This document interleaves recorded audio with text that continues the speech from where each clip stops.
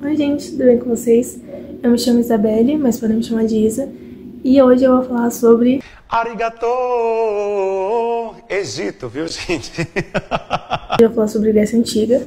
Esse vídeo era pra ser tipo uma revisão pra minha prova, só que eu fiz a prova ontem.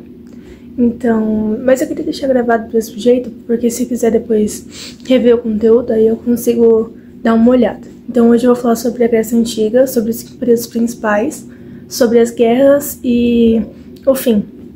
Pra gente entender a Grécia Antiga, a gente tem que entender que não era igual à Grécia atual. A Grécia atual se considera um país, e a Grécia Antiga era um conjunto de cidades-estados, que eram chamadas polis. As cidades-estados são basicamente cidades que têm suas próprias leis, governo e exército. Então é como se fosse uma cidade que funciona como estado. E o povo grego não chamava grego. Quem inventou esse nome grego foram os romanos. Eles se consideravam helenos. Na Grécia Antiga tinham 5 períodos principais. Eles eram pré-homérico, homérico, arcaico, clássico e helenístico. Para entender por que esses nomes, pré-homérico, homérico, você tem que saber quem é Homero. Homero foi um importante autor das obras Ilíada e Odisseia. Em uma falava sobre o retorno do herói Ulisses e no outro sobre a Guerra de Troia, a famosa Guerra de Troia, que a gente não sabe se existiu ou não, mas foi muito importante, essas duas obras, né? Foram muito importantes para a gente entender mais sobre a cultura grega e sobre a tradição desses povos que eles acreditavam. E neles tiveram 2 civilizações importantes, minoica e micênica.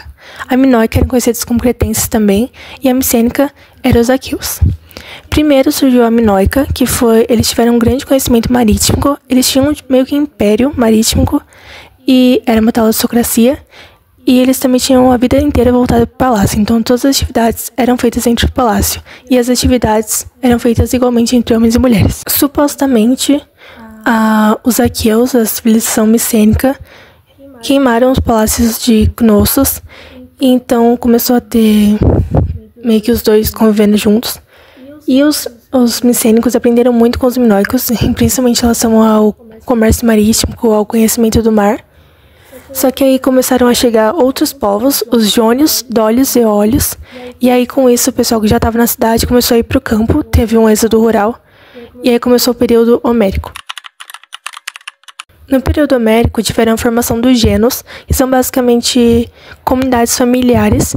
Era basicamente uma família muito grande, todo mundo junto. Tinham vários desses gênos, ou também conhecidos como zoicos. E neles tinha agricultura de subsistência, e tinham paterfamílias, que era a pessoa mais velha da família que mandava nos gênos. Porém, por ser uma área muito montanhosa, acabava tendo uma dificuldade dos gênos trocarem produtos com outros gênos, e eles decidiram juntar todos os gênos, e com isso, os paterfamílias mais ricos, eles acabaram tendo mais privilégio, eles se juntaram, formaram meio que uma assembleia entre eles, e eles começaram a discutir coisas sobre a política e tomar decisões, e aí começou o período arcaico. No período arcaico começou a ter a formação das polis, as cidades-estados, e também um crescimento populacional muito grande. Isso resultou na escassez de alimentos e fez com que os gregos começassem a procurar colônias. Só que eles não mandavam nessas colônias, era só para realmente ter acesso a mais recursos e buscar alimentos, enfim, outras coisas. O período clássico na Grécia foi o maior auge da civilização grega, e nele tiveram 2 importantes cidades-estados. Claro, tiveram mais, mas as 2 que eu estudei foram Atenas e Esparta, e eu vou falar agora um pouco de cada uma delas. Atenas começou com uma oligarquia, que era um pequeno grupo no poder, e tinha uma divisão entre grandes proprietários, pequenos proprietários, os metecos, que eram estrangeiros, e os escravizados, que ou era por dívida ou por renda. Só que o pessoal começou a ficar meio revoltado, e aí tiveram pessoas importantes que ajudaram a fazer reformas populares. O primeiro deles foi Solon, que ele acabou com a escravidão por dívida e redividiu os grupos por grupos censitários, ou seja, grupos por renda. O Pisístrato, que foi o primeiro tirano da Grécia, ele fez a reforma agrária e ele era muito popular com o povo. O Clístenes, que ele fez o ostracismo e ele instituiu a democracia.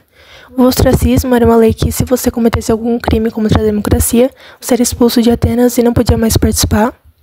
E o Péricles, não o cantor, o Péricles ele fez a mistoforia, que era um salário para os pobres poderem participar da democracia. Então, como eles não tinham com quem deixar as terras deles, eles não tinham como participar da democracia. Então, esse salário ajudou eles para poder finalmente participar da democracia. Só que assim, se você olhar quanto por cento da população podia participar da democracia naquela época, eram apenas 10%. Isso se dá pelo fato de que quem podia participar da democracia era apenas cidadãos, ou seja, homens, adultos, filhos de mãe pai ateniense e livres, nascidos em Atenas. Então, de outras cidades-estados não podiam participar. Isso excluía mulheres, escravizados, estrangeiros e vários outros tipos de pessoas dentro desse grupo social. Tinham várias principais assembleias, a primeira delas é a eclésia, que era a principal, todos os cidadãos podiam participar, e quem tivesse a melhor oratória, educação voltada à artes e filosofia saía melhor, já que tinham o poder de persuadir melhor o público a eleger eles. Então, isso excluía quem não tinha tanto acesso a essa educação, mas tinham assembleias que eram por sorteio, então essa chance de você ganhar era igual.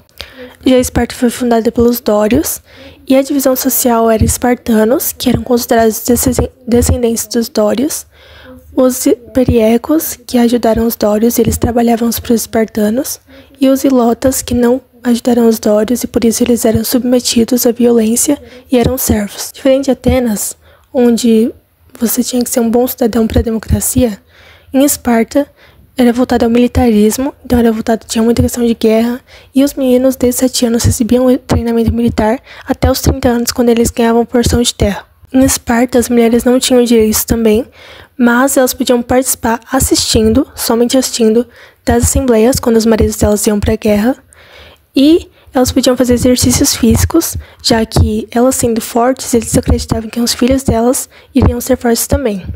E se eles não fossem fortes, eles eram levados a anciãos, e eles avaliavam se a criança estava em condições boas ou não, e se eles não estavam, eles eram jogados de penhasco. A organização política era formada por 2 reis, uma diarquia. Esses reis eles tinham poder sobre a religião e sobre a questão do exército. Tinha a principal assembleia, que era a Gerúsia, que era dos 28 anciãos, então as pessoas mais velhas que mandavam. A Ápela, que era a Assembleia dos Cidadãos. Cidadão era somente homem, mais de 30 e livre, espartano. E a Eforato, se eu não me engano, que é a que fiscalizava as leis para ver se estava sendo cumprido. No período clássico também tiveram 2 guerras principais, que foram as guerras médicas e a Guerra do Peloponeso. As guerras médicas foram as guerras entre os persas, que eram chamados de medos, e os gregos. O Império Persa já estava meio enfraquecido, e eles estavam lutando contra os gregos para poder ter uma expansão territorial, só que eles acabaram perdendo a guerra. Porém, como durou muitos anos, os gregos ainda achavam que os persas iam voltar, e por isso as cidades-estados se uniram, e eles acabaram mandando recursos para Atenas, que era uma das mais influentes, para caso os persas voltassem, eles tinham ali um preparo maior. Só que assim, o Império Persa já estava enfraquecido, então eles não voltaram, e Atenas ficou com esses recursos que as cidades-estados mandaram para eles. As cidades-estados não ligaram, porque eles falaram, a gente tem a proteção de Atenas, então tá suave. Só que algumas cidades-estados se importaram, e uma delas foi a Esparta, então eles criaram a Liga do Peloponeso, que era a região ali que eles ficavam. Esparta e algumas cidades-estados se juntaram, foi a Liga do Peloponeso, e a de Atenas foi a Liga de Delos. Eles lutaram entre si, e a Liga do Peloponeso ganhou, só que os 2 lados acabaram enfraquecendo. Então, o Império Macedônico, que era de Filipe II, e seu filho Alexandre o Grande, acabaram invadindo aquela área, e isso formou o período helenístico. E o período helenístico foi meio que a junção entre os povos que Alexandre e Filipe dominaram no Oriente e a junção da cultura grega. Então formou a cultura helenística. E esse é todo o básico que você precisa aprender para fazer uma boa prova. E é isso, espero que vocês tenham gostado e beijinho.